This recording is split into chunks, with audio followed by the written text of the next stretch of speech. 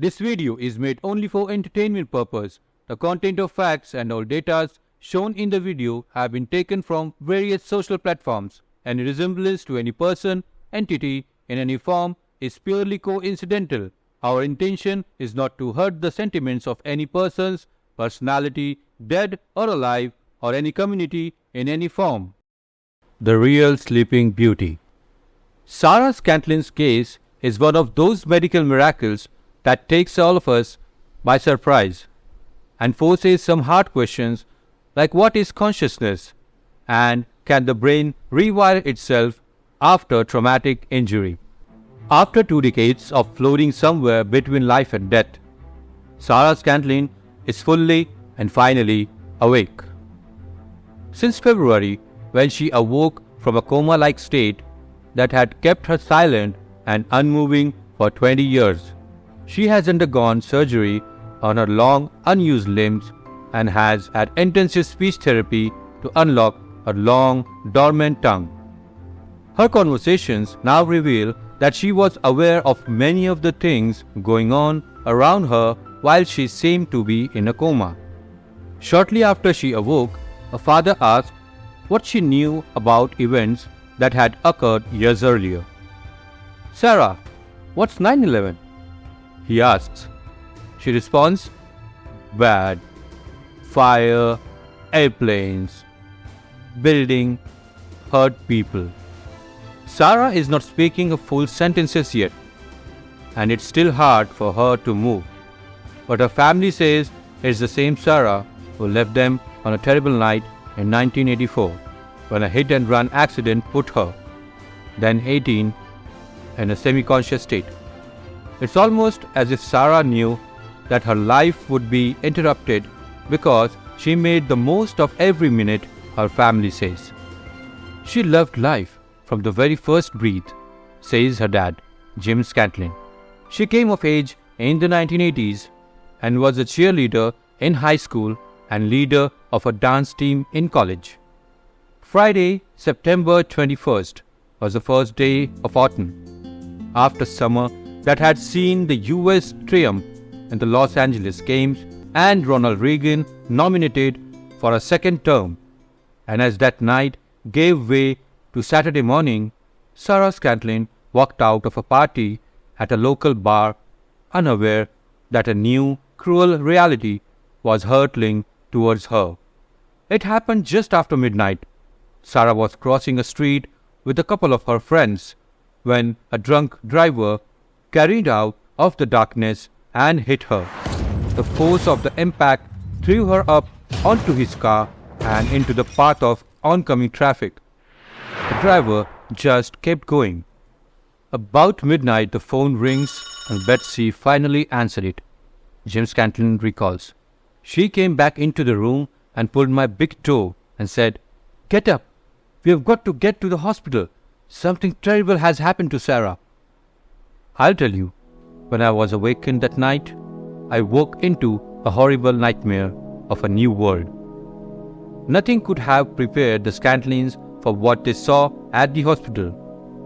Their daughter Sarah, the light of their lives and the hope of their world, was gone. What lay on the bed before them was little more than the still breathing corpse of a young woman. Her face was contorted, her skull was crushed, and a promising life was now shattered beyond repair. I take one look in there and it's just gruesome, Jim Scantlin says.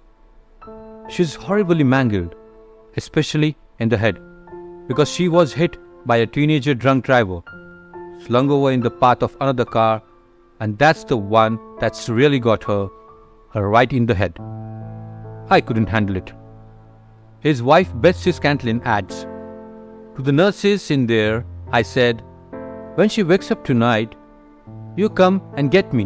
And the doctor told us, "Sarah's not going to wake up tonight."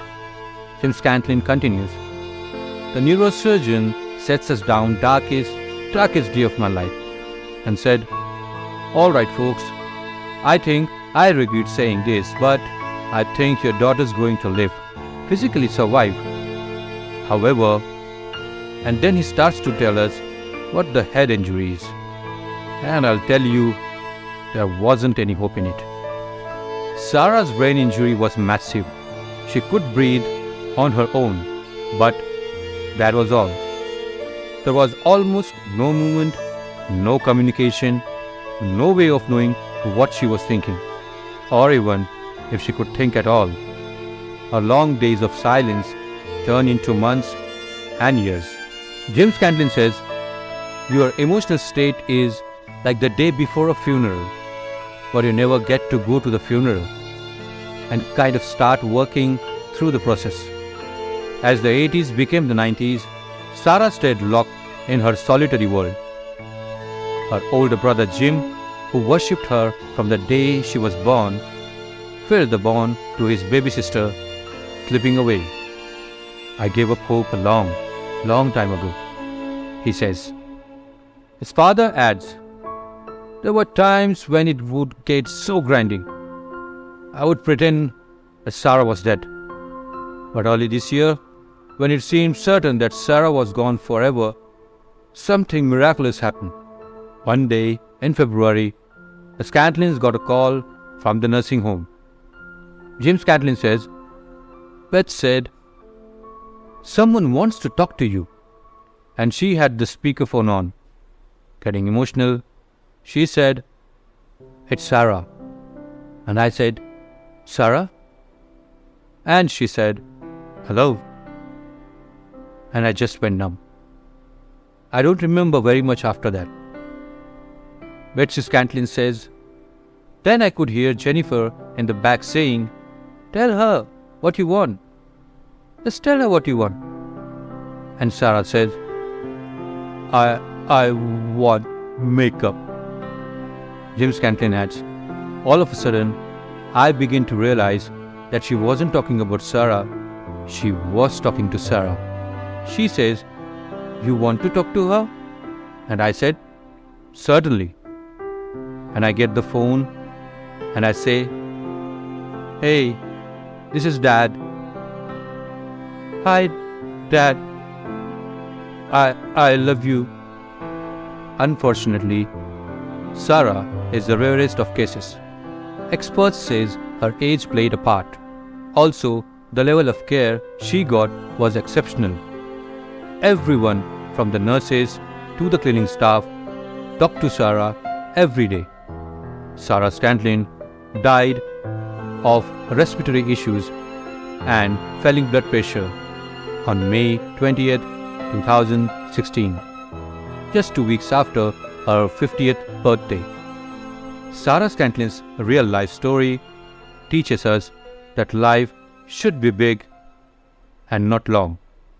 Thank you.